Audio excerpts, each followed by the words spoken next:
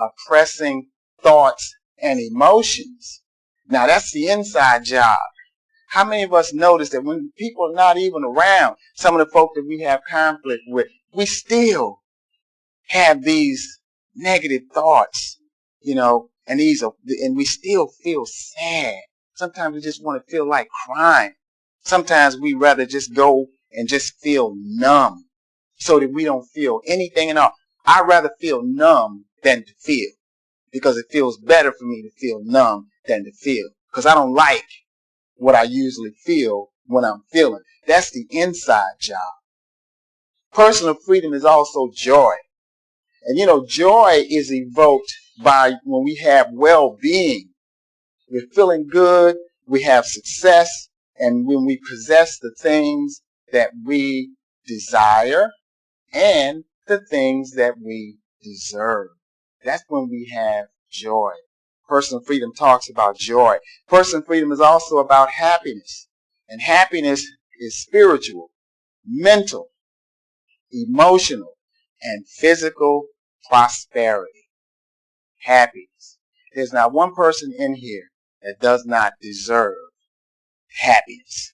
And not only do we deserve happiness, we deserve to take the happiness that we have and to share that with other folk, another person who also has happiness.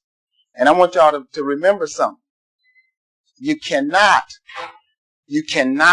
share happiness with someone who does not have happiness. You understand what I'm saying here? You cannot share happiness with someone who does not have happiness.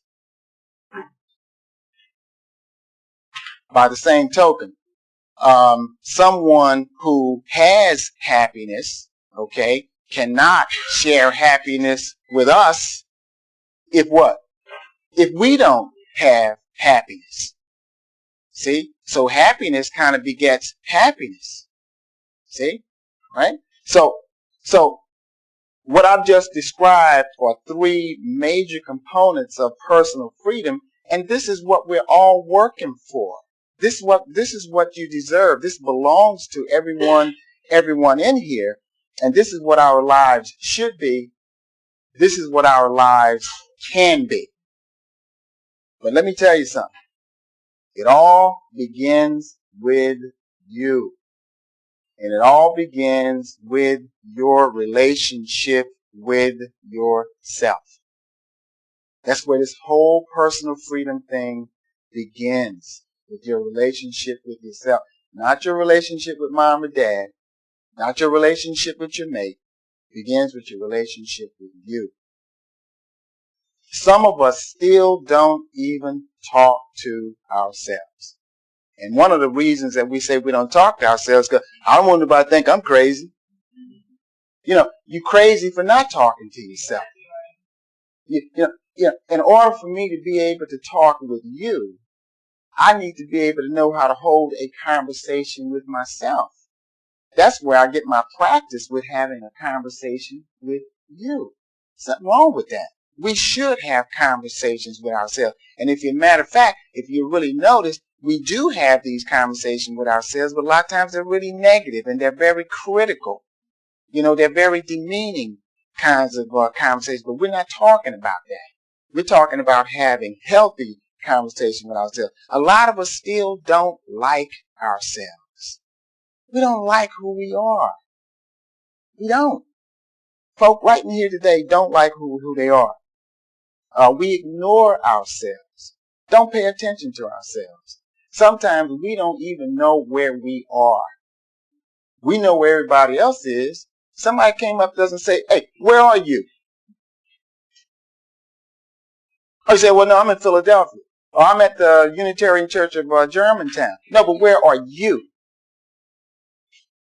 That would throw us off. Because I haven't, GPSed me probably in the last 5 years. See? Some of us still neglect ourselves. We neglect ourselves. But I guarantee there's some folk in here that's got a dog or a cat. And they don't neglect them. They don't neglect their dog. They don't neglect their cat.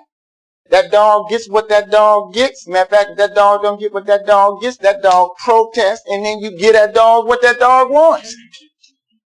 Act like that dog sometimes act like he paying the mortgage. See? We don't neglect the dog and the cat. But boy, if we treated ourselves halfway like we treat some of these cats that you see sitting up there in the window like they own the place. I'm going to throw something at some of them. If we treated ourselves halfway like that, we would be much farther down the road towards personal freedom.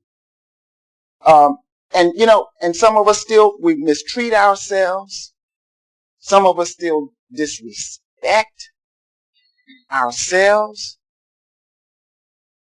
One of the biggest things that some of us still do is that we deny ourselves. We act like we don't exist. We act like we don't exist. Some of us can't even look at ourselves. Try not to. We come across that mirror, we look at that tie, we look at whatever we got. We look at that goatee, we look at that mustache, making sure that, but we don't look at us when we go past that mirror. And one of the other things we don't do is we don't listen to ourselves. Now, let me just ask you, how would you like it if somebody else that was important to you or claimed to be important to you wouldn't talk to you, didn't like you, ignored you, neglected you, mistreated you, disrespected you? How would you like it if somebody else did that to you? Everybody ever like it? Raise your hand. That's right.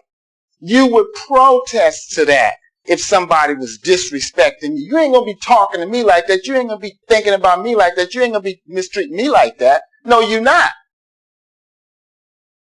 So why is it okay then for you to do it? It's not okay for anybody else to do those things, but somehow it's okay for us to do those things to ourselves. Why is it okay for us to get away with it? And why is it that we don't protest when we mistreat ourselves? Why are we quiet? So what we're starting to do here, we're starting to notice, is that we're practicing a double standard.